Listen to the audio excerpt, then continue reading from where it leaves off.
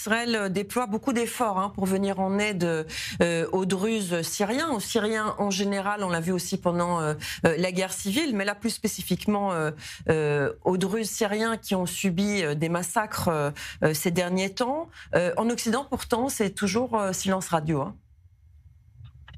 Oui, et c'est quand même assez troublant parce il semble que l'Occident suive un peu aussi, que ce soit aux États-Unis ou en Europe, suivent en fait ce que les Arabes du Golfe et la Turquie leur disent, c'est-à-dire que les Arabes du Golfe et la Turquie leur promettent que le nouveau pouvoir en Syrie sera un pouvoir plus ouvert, enclin à faire une sorte d'intégration de toutes les communautés, etc. Mais enfin, tout le monde ne se leurre pas, en tout cas en Orient, parce qu'en Orient, tout le monde comprend bien que Joulani est un djihadiste, un intégriste, quelqu'un qui suit Ibn Taymiyyah, le théologien du Moyen-Âge, qui a fait les fatwas pour exterminer les Druzes, exterminer les Alaouites, soumettre les Juifs, soumettre les chrétiens, soumettre les Zoroastriens. Et donc, euh, si vous voulez, en Orient, personne ne se leurre, mais en Occident, tout le monde entend les riches pays du Golfe et la Turquie, malheureusement. Ça vous étonne qu'Israël déploie un hôpital de campagne pour venir en aide aux Syriens? Au final, Israël et la Syrie, même s'il y a, et on va y revenir, des tentatives de dialogue, sont toujours deux pays en guerre. Oui, il y a ces deux pays en guerre, mais en même temps, la Syrie, c'est une mosaïque confessionnelle. Et justement, Israël entretient des relations très étroites avec la communauté druze.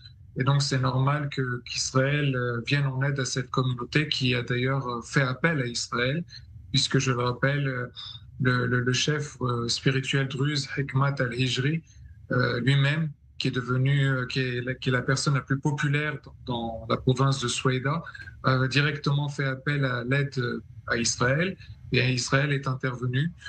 Euh, il y a aussi le fait que pour Israël, eh bien, il y a quand même un danger qui existe parce que si la province de Souaïda venait à tomber, eh bien, il n'y aurait plus de blocage pour les sunnites islamistes intégristes pour attaquer le Golan et ensuite Israël. Parce qu'aujourd'hui, les sunnites se trouvent, vous savez, dans la province de Dera, qui est prise en tenaille entre le Golan, qui a été annexé par Israël en 1981, et la province de Souaïda, qui est donc sous le contrôle des milices druzes.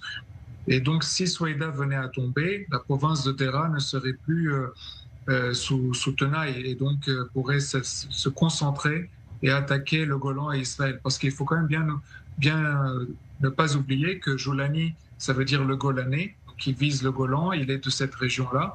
Et son organisation, Hayat Tahrir el-Sham, ne signifie pas, si vous voulez, Sham ne signifie pas la Syrie, mais le Levant. Et donc, qui dit Levant dit Israël compris, le Liban compris, la Jordanie compris.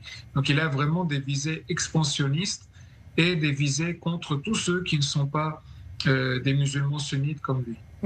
Alors tout à l'heure vous disiez que les pays européens suivaient le point de vue de la Turquie et des pays du Golfe, qu'au Moyen-Orient on était un peu moins naïf, on va dire ça comme ça, et pourtant Israël et la Syrie n'ont pas tout à fait abandonné l'idée d'un certain dialogue. On parle d'ailleurs d'une rencontre aujourd'hui même à Paris entre ministres israéliens et ministres syriens, c'est ce qu'affirme une source diplomatique à Paris, sous parrainage américain évidemment.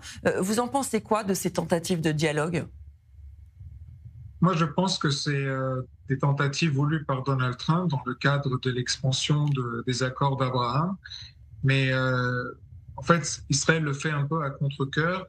Et en fait, Israël n'est pas dupe, à mon sens. C'est vraiment les Américains, puisque vous savez qu'il y a l'envoyé spécial de Donald Trump, Tom Barak, qui est l'ambassadeur des États-Unis en Turquie, mais donc son envoyé spécial pour la Syrie, qui est très proche des pays du Golfe et donc de la Turquie également, et qui met tout son poids pour faire ce rapprochement entre Israël et la Syrie.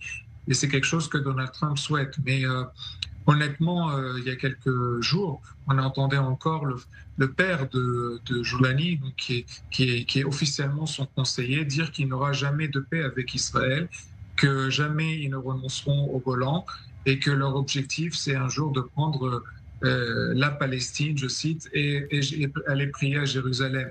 Et lors des, en fait, vous savez, des cérémonies de funérailles des Bédouins et des djihadistes tués lors des affrontements avec les Druzes, c'est-à-dire la tentative de génocide contre les Druzes, je devrais dire, eh bien, à l'occasion de ces cérémonies, tous les chants qui étaient prononcés étaient des chants contre les Juifs et contre Israël. Et il y avait même des chants du type bientôt 1 million de soldats déferleront sur la Palestine et tueront les Juifs.